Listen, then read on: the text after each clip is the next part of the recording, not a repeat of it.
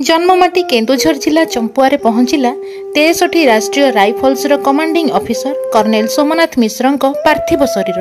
आज सकाळे तांकर पार्थिव शरीर चंपुआरे पहुंचीबा परे शोकाकूल परिस्थिति रे मोर शरीर को सहर परिक्रमा करा जायतिला। शहीद सोमनाथ मिश्र अमर रहे नारारे कंपिथिला चंपुआ अंचल। शह शह लोके अंतिम दर्शन करी श्रद्धांजलि जणाइथिले।